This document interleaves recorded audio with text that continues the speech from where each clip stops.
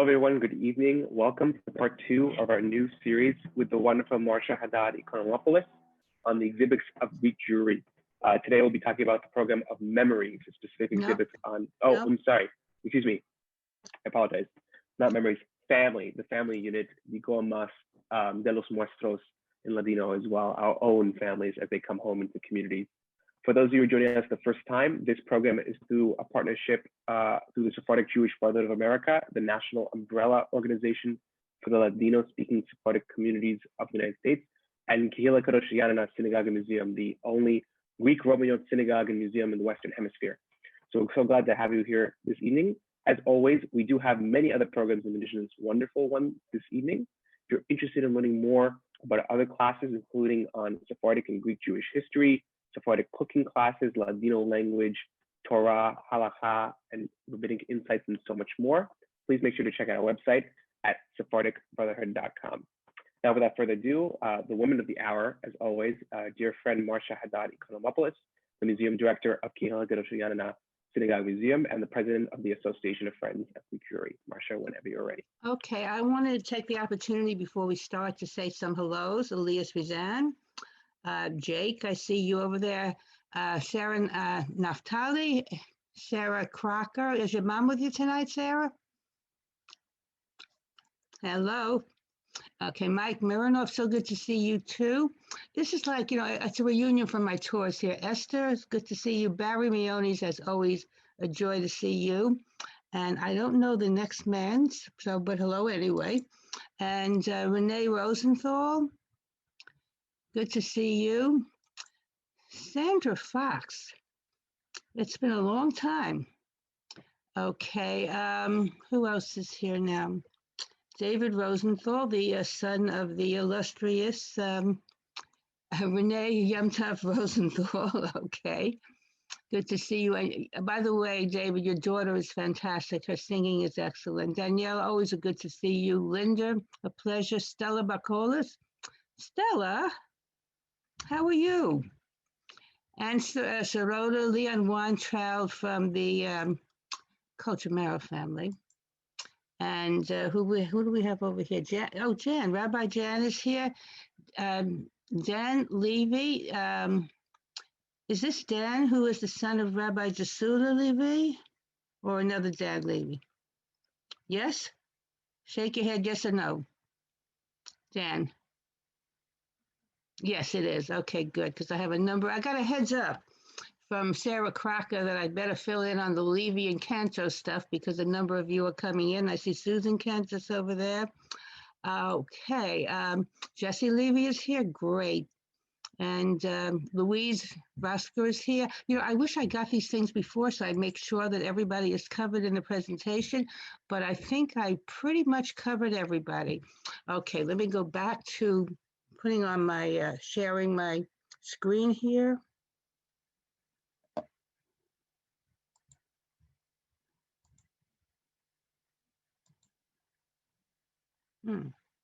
That's not what I wanted to share. Let me go back. What's happening here?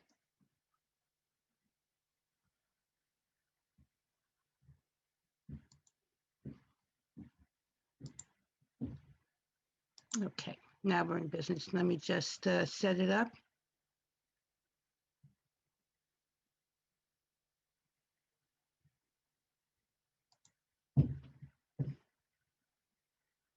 Okay, why am I not getting the slideshow here? Oh, okay, here. Okay, good. I'm going to give my apologies ahead of time. I've been museum director now of Kehila Kedosha Janina since 2004, so this June it will be 17 years. I've been collecting family photos for 17 years. I thought this was going to be an easy project, setting up this particular Zoom presentation. It was so hard. Who do I leave? Who do I put in? How do we do? Why is this doing this now? Okay. I don't know what happened, so let me just go back. Like something happened that shouldn't have happened. So let me go back to the beginning here. You can see a quick flash here of everything I have on here. If I don't have your family, please, oh, I know what happened. I was going in the wrong direction. If I don't have your family on here, I'm giving my apologies in advance.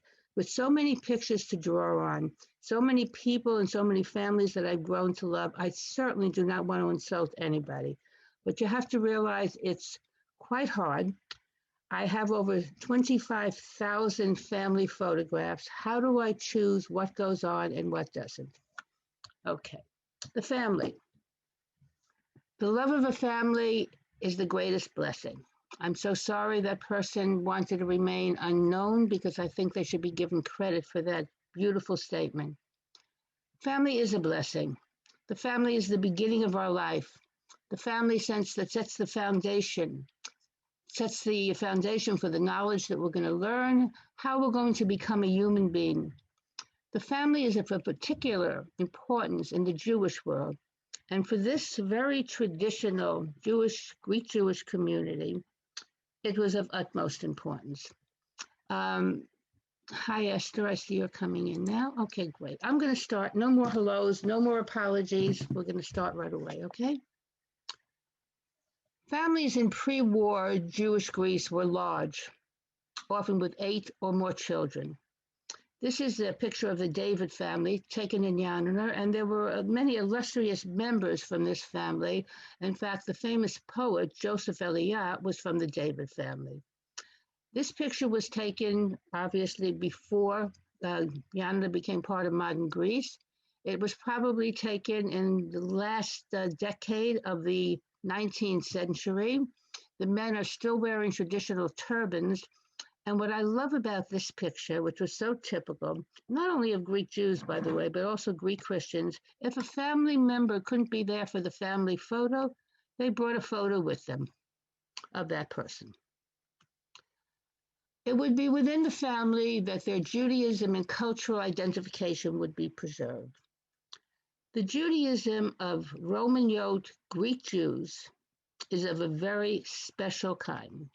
It's traditional. It's orthodox, but as I like to say, it's not neurotically orthodox. Back in Yanina, before it became part of modern Greece, everybody would attend services on the Shabbat. After 1913, when it was not mandatory to work on the Shabbat, but you had to close your shops on the Sunday because it was now a Christian state, many things started to change. This picture has been published all over the place because it's a picture that shows how Greek these Jews were, with the Greek flag in the background, and this is at Erwin Joseph's bar mitzvah. Brooman Island was once the center of Greek Jewish life on the Lower East Side. The fronts of the apartment buildings acted as a gathering place to sit and talk, show off new babies, and reconnect with extended family. This is taken in front of 275 Broome Street, right across from the synagogue, and this is from the collection of Roberta Hollander, who was the granddaughter of Rabbi HaKohen. The rooftops offered a refuge from the summer heat, and this is Mo Cohn and his friends playing cards on the rooftop. Mo always had a smile on his face. And this is Esther Mordecai Corito playing a banjo. I would love to hear what the sounds were coming down into the streets. The Allen Street Park was a special, especially the section between Grand Street and Delancey, was a place that they would gather. I wish they had left these beautiful stone benches. They've given us ugly plastic benches now. But they would gather together, sit and talk. It would be a place where the women, both the mothers and the grandmothers, would walk the carriages, and the men would, it's interesting because Mo's the only man there. This wasn't usually a place where the men would sit with the women, but most of the pictures I have of Mo, he's always with the women. So the coffee shops lining Allen Street offered a respite for the men as they sipped their cafes and discussed politics and read their newspapers. For the Greek Roman communities, it would be the Atlantis, a Greek language newspaper. In every conceivable manner, the family is a link to our past, a bridge to our future. This here is a picture of the Eliezer-Beska family. The family's original name was Eliezer, but when Metaxas passed a law that you couldn't have double names like Solomon, Solomon, Samuel, Samuel, Eliezer, Eliezer, the family name was changed to Beska. We have no idea what it means, but that became the name. This is Eva or Chava Eliezer with her grandmother. This is Eva in the picture here, and this picture was photoshopped in when she got engaged. She sent a picture, had come to the United States. She became engaged to Moses Kabeli and sent a picture back to the family. Now, in this picture, the only one that survived, other than Eva, who came to the United States, was Sam Beska. The Moses and Eva Eliezer Kabeli family here, and I love this picture. This is my dear friend Shirley Paganetti. We call this the Mutra picture. This is the picture that the children would make this face. You know, they had to stand still and they hated it. And Shirley gave me the background on this. She wanted to sit down, and her father said, "No, your mother is sitting." And Shirley insisted, "No, I want to sit down." So her father gave her a good smack, and this was the beautiful expression she had in her face. This is Eva over here. This is Eva at her marriage to Moses Kabeli. What God is to the world, parents are to their children. This is the Meoni family here. I don't know if it's your Meoni family, Barry. This is the Meoni family from Jewry Pardo. And which way am I going now? This here is Morris and Sarah Colchamero with their two older sons. This is Leonard and Jesse Colchamero here. The love of a family is life's greatest blessing, and this is the extended Colchamero family with Judah Oleon and Julia Colchamero. And it's an interesting story, and I know I mentioned the Colchamero family so many times. They were one of the earliest immigrants. Leon was not only a founder of the Brotherhood and the Sisterhood, but also very instrumental with the synagogue. And this is Morris, our Colchamero brother's father. A baby is God's opinion that the world should go on. This is Jewry Pardo with his mother, who was from the Meoni family. And this is Erwin Joseph, who we saw his bar mitzvah picture. And this here is Lois Ledner, the daughter of Hajidi. This is in Ladino. Quien hijo cría ora ella. One who raises a child spins gold. And these two pictures are sisters here. This is Rose Eskenazi as a baby, and this was her sister here. They were both from the Capone family. And these are the Chamhai brothers. Tomillo gata apple tomilia la pezi. The apple will fall under the tree. And this is the way of saying we take after our parents. This is for the Bacola family here. This is the family of, we got this picture from Raphael Bacola, who lives in England now and was the grandson of Raphael Bacola, who was living on the island of Corfu when he was deported during the Holocaust. God could not be everywhere, and therefore he made mothers. This is a Jewish proverb, and how true.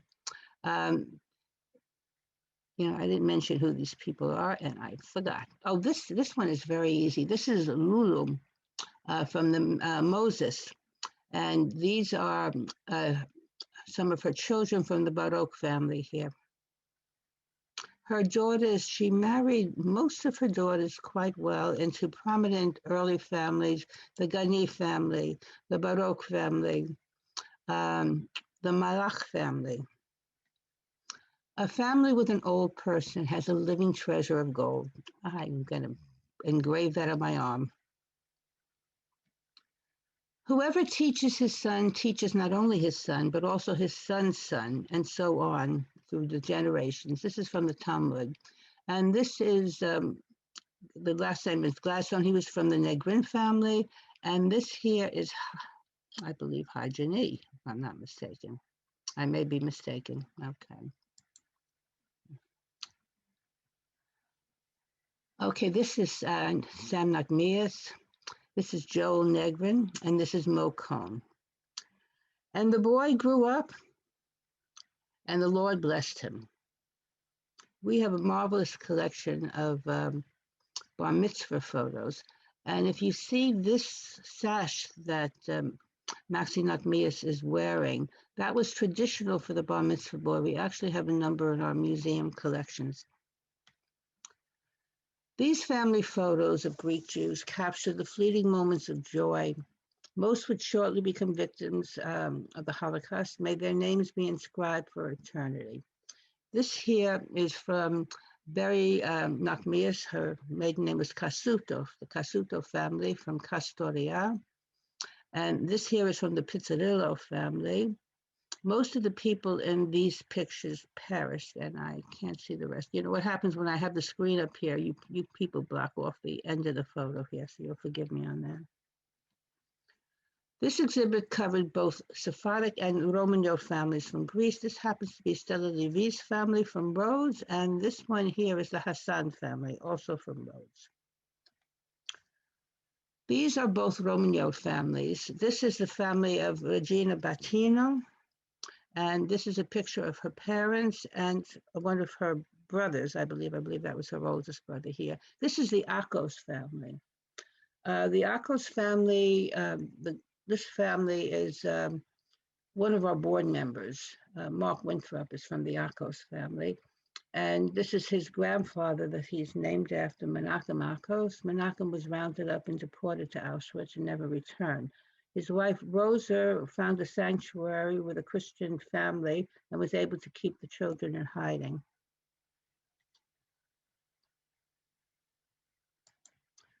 This is the family of Rabbi Jasula Levy. I got the heads up, so I'm putting it in. This is actually Rabbi Jasula Levy at a wedding of one of his daughters.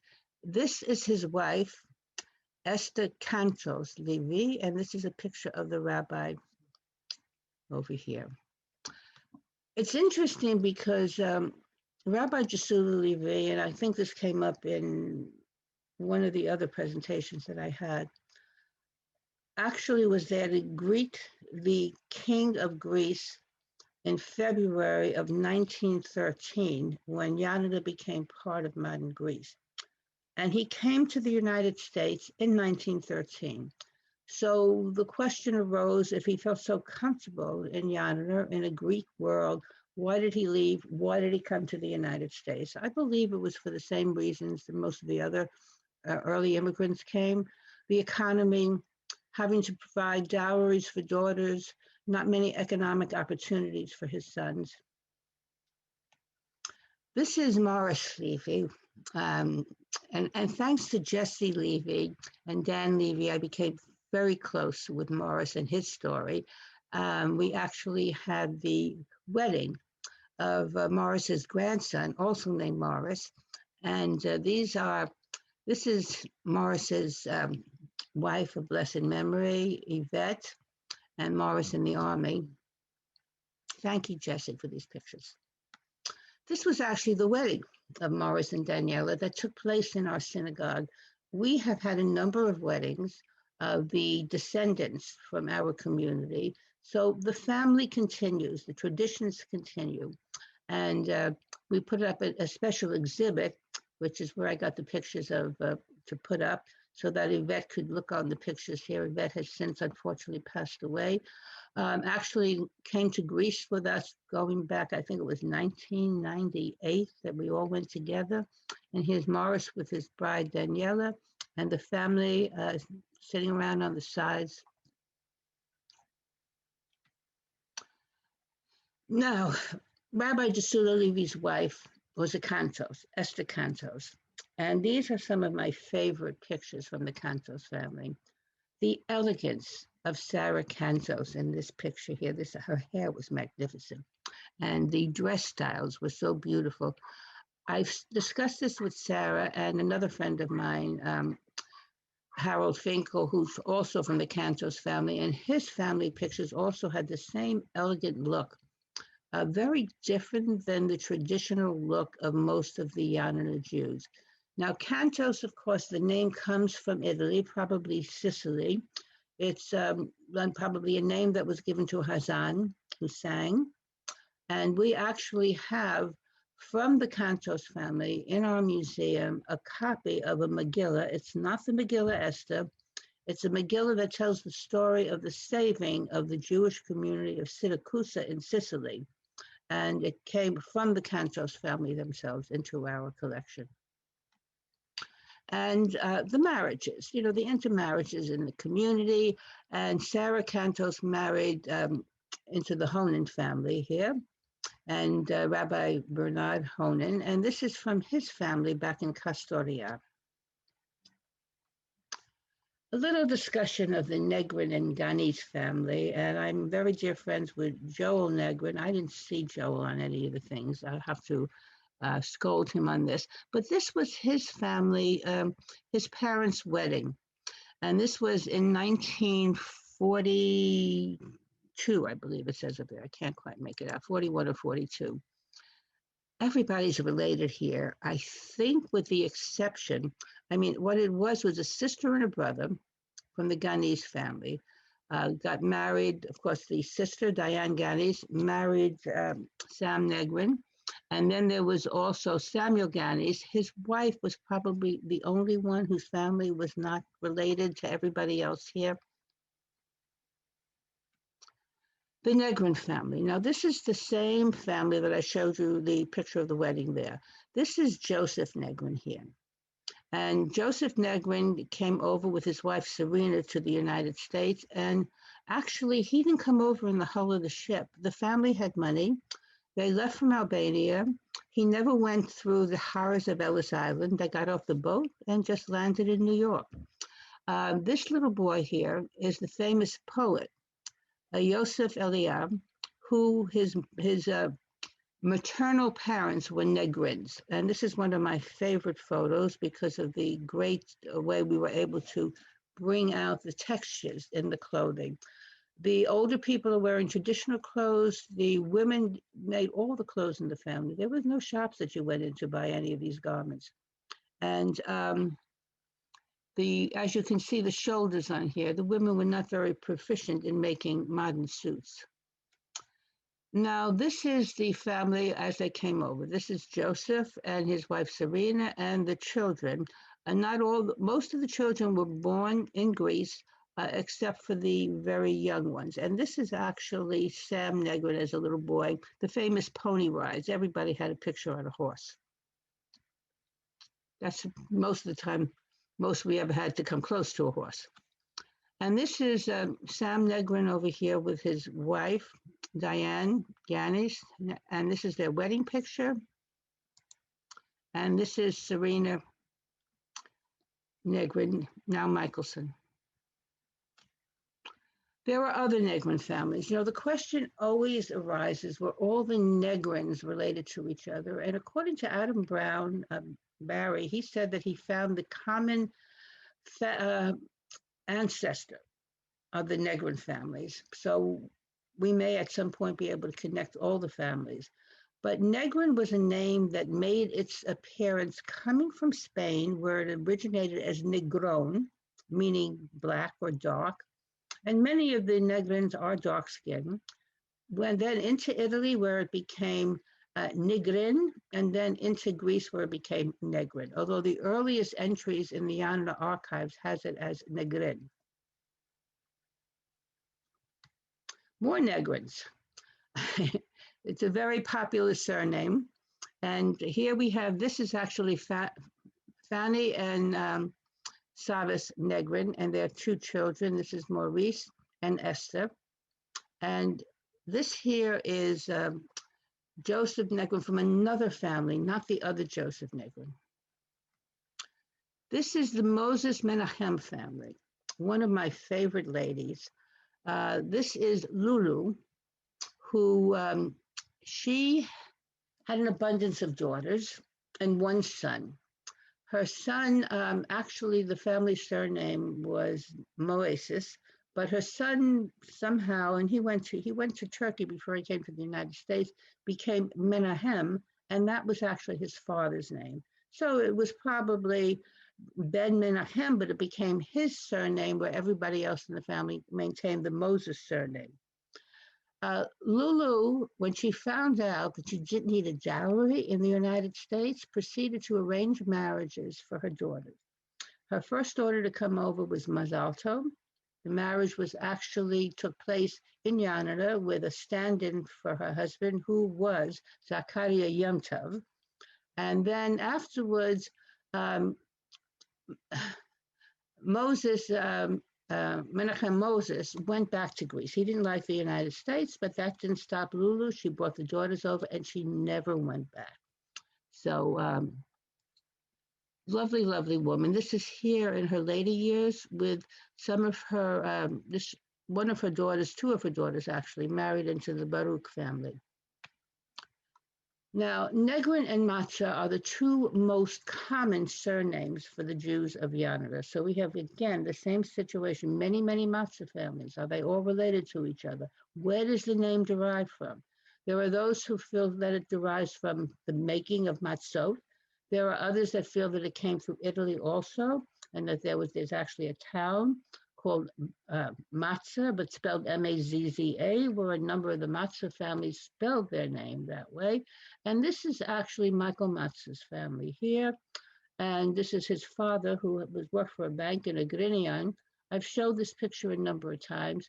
The only survivors in here was Nachum Matzah, and this little girl who married into the Ganis family and was living in Egypt at the time and so survived. This is Eliezer and Rachel Matzah. These are other Matzah family here. Kofina. Now, the actual name is Kofinas, which means little basket, but in this country it became Kofina, spelled with a C rather than with a K. And this here is Mildred Kofina, who was receiving an award from his sisterhood, but also in this picture is Morris Cochimero and his wife, Sarah. And these are the Kofinas brothers, who opened up a textile company.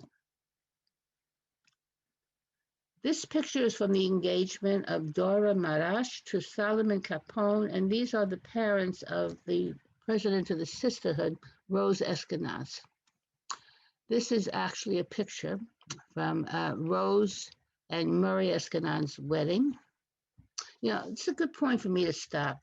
If you don't see your family's pictures here, maybe I never got them. So I can only show them if I have them. If you have pictures sitting at home somewhere in a box that you want to share with me, I'd love to be able to make copies of them, return you the originals, and they'd have these in our archives. This, as we continue with the family, this is Rose and Mary and their two children. This is Morty and it'll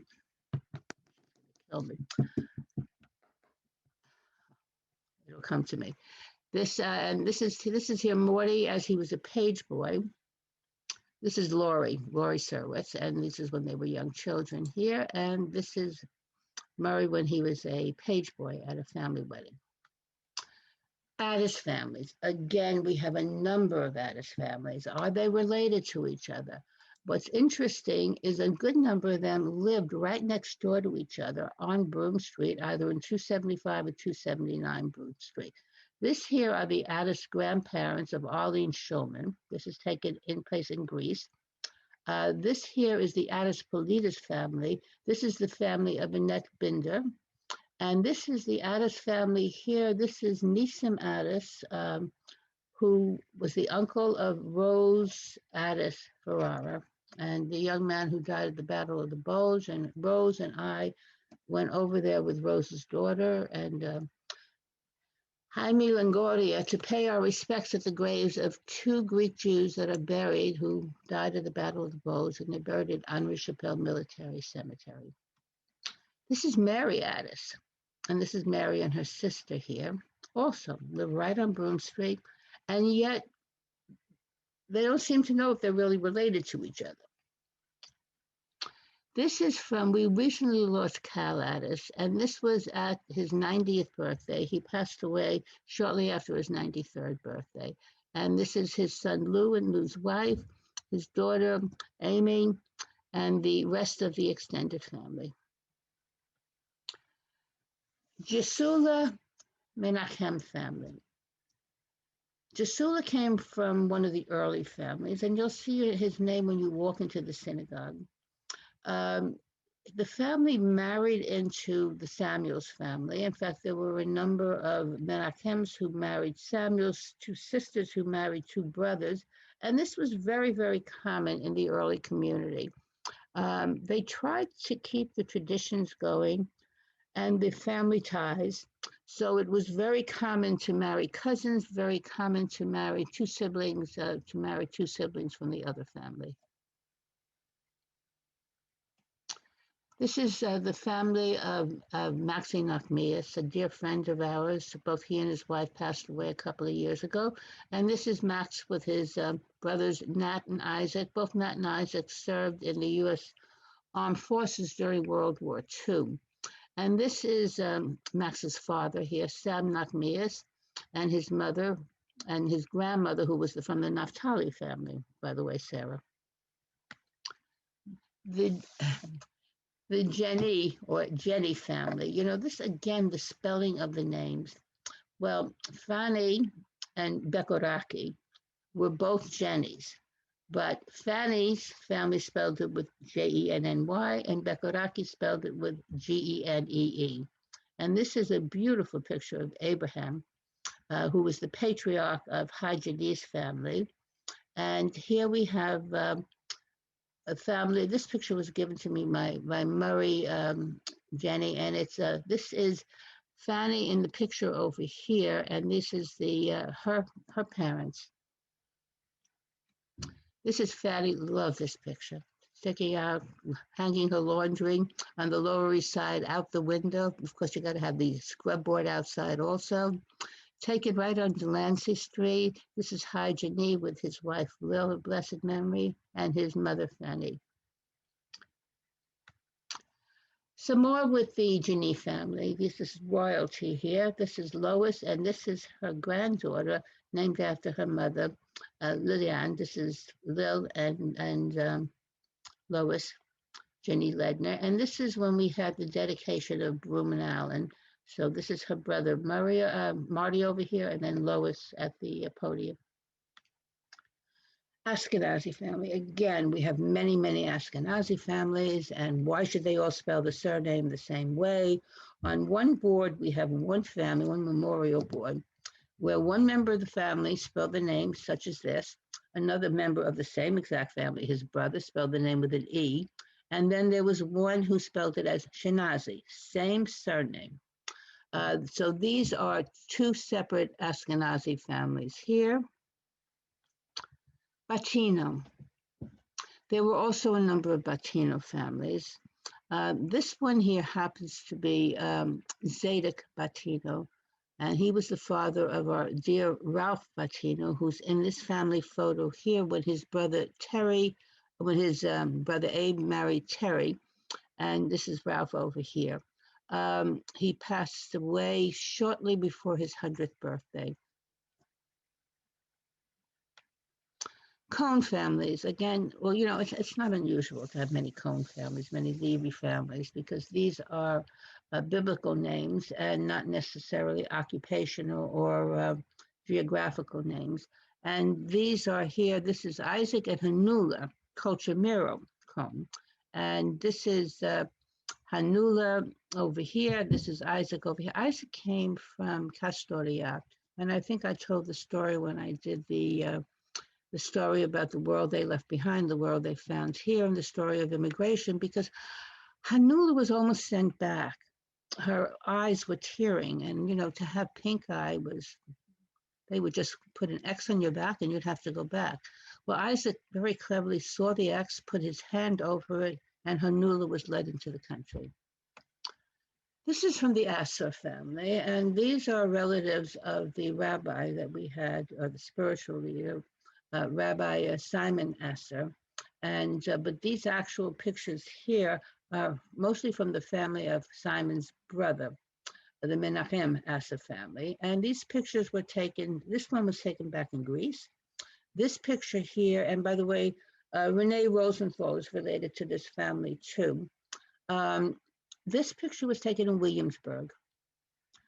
And there was a community that was established there after the building of the Williamsburg Bridge. They could walk right over the bridge and come to services at Kehila Kedosha Janina. Only on the high holidays, they had to make sure to buy their tickets for either $1 or $2, because otherwise they'd have to worship in a makeshift synagogue on the top of an Ashkenazi synagogue. This is the Atun family, and this is from my dear friend Louise Rasker. And this is her family here that lived also right on the Lower East Side, not too far from our synagogue, but they would not have attended synagogue there. They probably would have gone around the corner. Either there were two Sephardic synagogues on Eldred Street, very close by. The David family. I showed you that picture of the David family at the beginning. We had many, many members. We had a reunion of the David family. It was an exceedingly large family, and they married into the Cohn family. Eftekia Nachmias Nachman was also from that family. She was the one who wrote the book, Journey to the Past. This is one of our famous photographs of Abraham David and sons right at 98 Allen Street. Kimonos. What were kimonos? Bathrobes, house dresses. And this is his brother Eliezer. The Ezra family. This is Rabbi Ezra, Malka, and Judah Ezra. They were also one of the branches of the Culture Marrow family, because Malka was born a Culture Marrow. This is the Cohn family from Williamsburg, as opposed to the Cohn family from Broome Street, or the Cohn family from anywhere else. This is taken in Williamsburg, and this was at a marriage, and I didn't put the name down on this one. My apologies. The Ganis family. This elegant-looking man is Avasai Ganis, and he's in the photo over here. Now, this also brings in the Culture Marrow connection, because Avasai's mother was Diane Culture Marrow. And we were looking, because to find a family that we only had, when we had the Jesula Culture Marrow, how could there just be one son? It doesn't happen. Since then, we've been able to find other members, other extended members, brothers or sisters of Jesula Culture Marrow. This picture here, this is from Henry Watkin. This is his mother. She was the first wife of Avasai. She died very young, probably should never have had the last couple of children, and but didn't stop Avasai from marrying again and impregnating his new wife, and she had, I think, an additional 3 or 4 daughters. He already had daughters. The Hametz family. Okay, according to legend, this family name came about because the patriarch of the family that was found with chametz in his pocket at Passover. This is Rabbi Israel Hametz, and he did not come over to the United States until after 1924. They put the immigration quotas in, but our congregation wrote a letter to the consulate in Athens saying we needed the rabbi for our community, so he came over, which is fortunate, because otherwise his whole family probably would have perished in the Holocaust. And this is his youngest daughter, Molly Blau, who I became very close with. A number of her children and grandchildren have come to Greece with me over the years. And this over here is Albert, Isaac, and Molly. One of Rabbi Hametz's sons, Ovadia, acted as a gabbai in our synagogue. They lived right on Broome Street. Very lovely family, and many of them remained quite observant.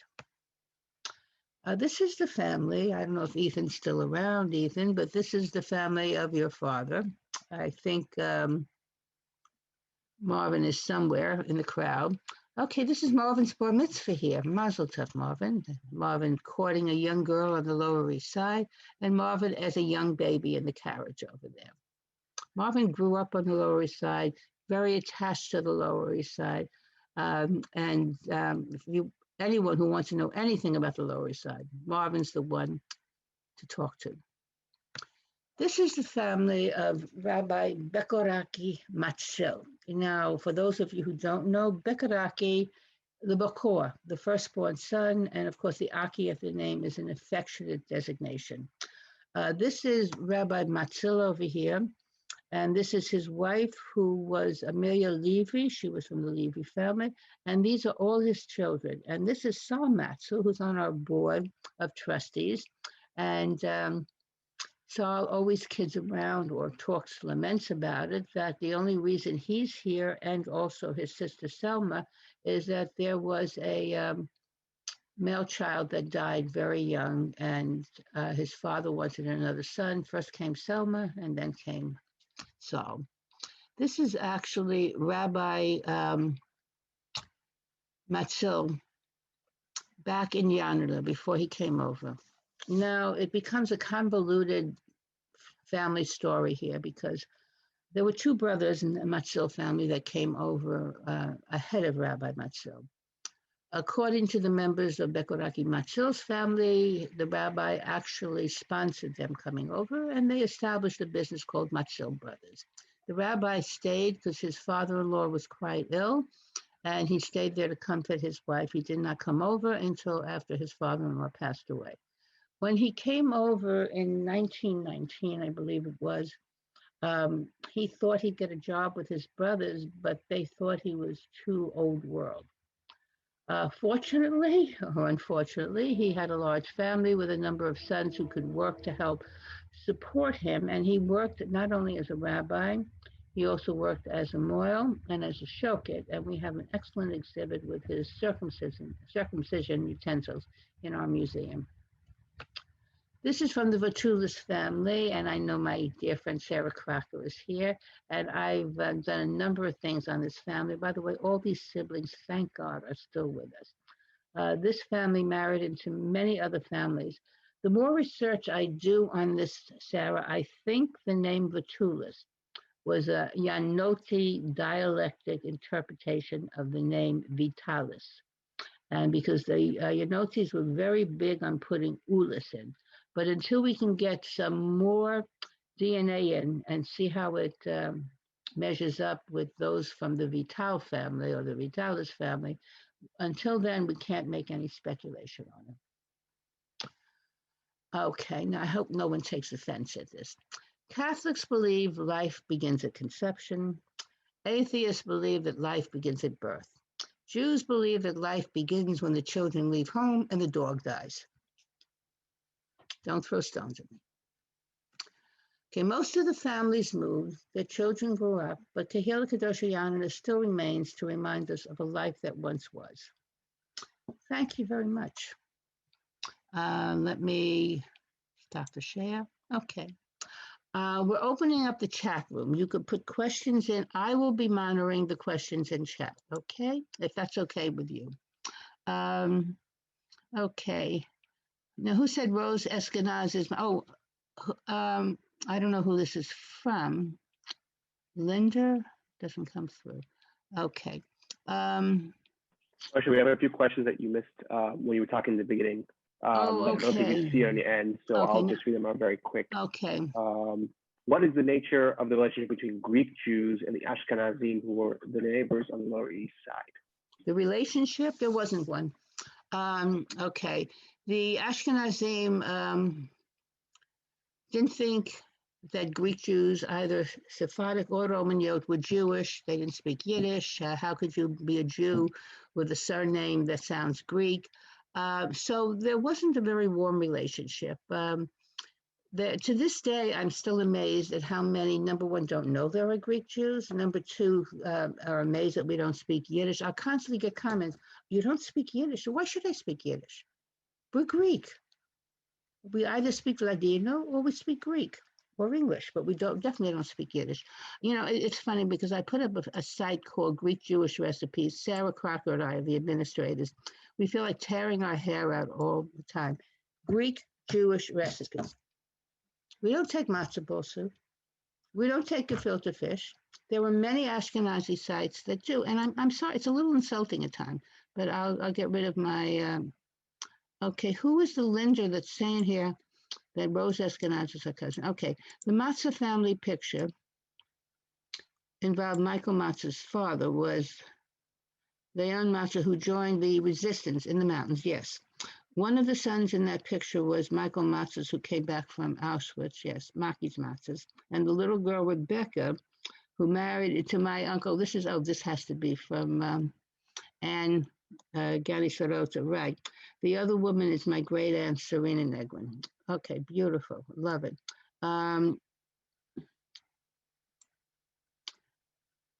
Okay, I see a lot of comments. I don't see many questions. We just got I'm getting some private questions. I think they forgot to change the status. One over here is saying, do you have any information on the Sephardi family from Greece? Which Safati? S-A-R-F-E? Sephardi, yes.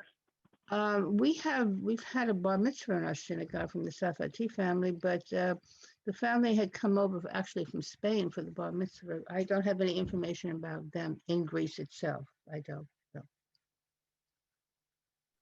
There's another question I think you missed over here. Have any Romaniote emigres returned to Greece to live? There were at the beginning some. I mean, I mentioned the story of Menachem Moses, who went back. Also in the Meonis family, relatives of Becky Meonis, who was Jerry Pardo's mother. Jerry Pardo's grandfather came over, but his brother came over too, but then went back to Greece. And unfortunately, that family perished in the Holocaust. That was the family from Stella Meonis Cohn. You know, there were those who may not have been happy. I think the greatest disappointment were with the women. This was not their dream, it was their husband's dream. They came over reluctantly to support him. It turned out to be a better life for their children, but it was a lonely existence for them. They had the little shell of the world that they lived in. They didn't work outside the home. Their husbands did.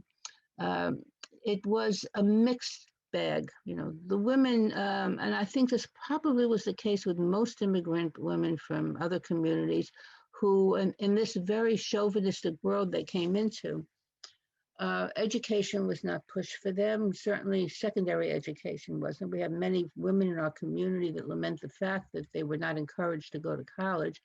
I myself had to leave home to go to college because my family felt, my stepfather thought, I would not make a good marriage prospect if I was too educated. So I lived with my Nona. To this day, I don't know where she got the money, but she got an apartment for us. And I went to Brooklyn College, which hardly cost me anything. And that's how I got my education. Otherwise, I never would have gone on to college at all. It was a different world. It was a very conservative world. It was a very closed world. At the beginning, most of the families tried to marry their children with other Yenoti families or the Sephardim with other Sephardic families. It was very common for cousins to marry second cousins, or my parents were first cousins, but only the second generation did they branch out and marry outside the little nest of the community. And that in that case, they still stayed within the Balkan Jewish world. It became to be more prevalent to have Romaniotes and Sephardim marrying. It was only with the third generation that you had marrying into Ashkenazim or marrying non-Jews. But any other questions, Ethan? Another question here. Do you know anything about the Aji family from Salatiga? A-J-I is the name. Nope. First time I've even heard the name. No, sorry about that. If you go on our website and you go into Holocaust, you'll see a whole section about the Holocaust in Salonika, and there is a list that is from Heinz Cunyo. So if you find the surname there, you might be able to find some information on the family. Of course, those would be those that perished. I'm loving my background. This is Corfu, by the way. I'm missing spring and flowers, and this is pretty. Okay. Any other questions, Ethan? Do we know the roots of the Negrin name? Yes. Negrin comes from Spain, from, I think I mentioned this before, from Negron, which means black, and then when it moved into Italy, it became Negrin, and then in Greece, it became Negrin. And by the way, there were Negrins in other parts of Greece other than just Yanina. And there's a question about what's the current status of Greek Jews in the United States and in Greece today? Okay, when you mean status, okay, let me give you a general picture. First of all, in Greece, there are under 5,000 Jews in all of Greece from a pre-World War II population of about 76,000. Most of them live in Athens. Salonika has a very conscientious community. They're really trying to preserve the culture there. The community in Athens is much more integrated into the Athenian society, much more assimilated. As far as anti-Semitism, we always get this feedback with anti-Semitism in Greece. Thank God the despicable party, Chrysiavgi Golden Dawn, didn't receive any seats in the present parliament. So they're sort of fading into the background. It's been quiet. Thank God it's been quiet. We always have sporadic things with some detestable graffiti somewhere, but this is everywhere. I mean, look at the United States. Look at the position we're in now with the rise in anti-Semitism, with the rise in racism. I think when times are hard, and of course, this past year has been particularly difficult with the COVID-19, difficult with people being isolated, people being angry, people losing family members, and the economy hurting. So Jews become scapegoats. It's been much worse in other parts of the world. We have had violent instances of anti-Semitism in the United States, which is absolutely despicable. And many European countries, especially Belgium and France, suffer from this. Fortunately, we've never had that in Greece. In the United States right now, as far as Greek Jewry is concerned, it's hard to tell because of all the intermarriage. Our particular mailing list goes out to about 3,500 households. And it's our hard copy mailing list. And in all of those, there's usually a Greek connection somewhere. It's a very enticing culture. Holidays are coming up now. Our food is so much better.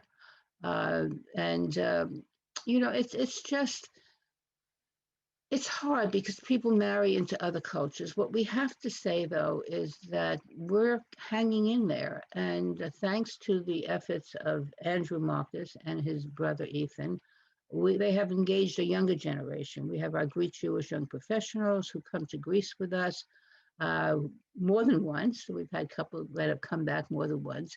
We were hoping to do a trip this summer. It won't take place this summer, but we'll be back in 2022 doing our trips to Greece again. And among those trips will be one for the Greek Jewish young professionals.